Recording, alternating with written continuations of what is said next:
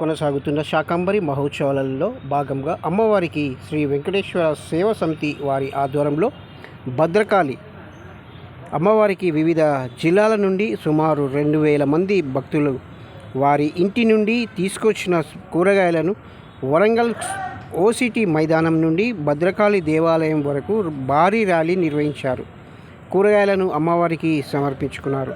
ఈ సందర్భంగా నిర్వాహకులు మాట్లాడుతూ గత 10 సంవత్సరాల నుండి అమ్మవారికి వివిధ సేవా సమితి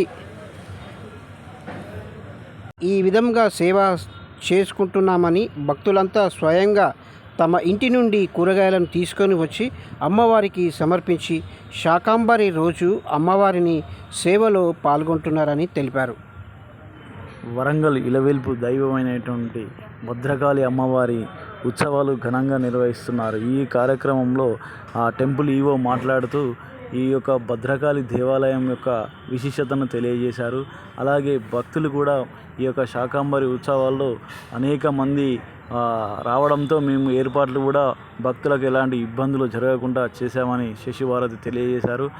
అదేవిధంగా మహిళలు ఈ యొక్క కూరగాయల ఇంటి వద్ద నుంచి తీసుకురావడం, ఈ అమ్మవారికి కూరగాయలు అనేక రకమైనటువంటి కూరగాయలు సమర్పించుకోవడం, వారి యొక్క మొక్కులు తీర్చుకోవడం, ఈ అమ్మవారు కూడా పిలిస్తే పలికే అమ్మవారుగా మాకు ఈ వరంగల్లో ఒక ప్రత్యేకత ఉందని వారు తెలియజేశారు. అదేవిధంగా ఈ యొక్క మహిళలు కనీసం 2000 మంది మహిళలు ఒకేసారి అమ్మవారి కుంకుమ బొట్టు ఎలా ఉంటుందో అదేవిధంగా చీరలు ధరించి అమ్మవారికి ఈ యొక్క మొక్కులైతే తీర్చుకున్నారు. ఈ యొక్క మొక్కులు తీర్చుకొని అమ్మవారు మమ్మల్ని చల్లంగా చూడండి తల్లి అంటూ వారు ఈ యొక్క భద్రకాళి అమ్మవారిని వేడుకున్నారు.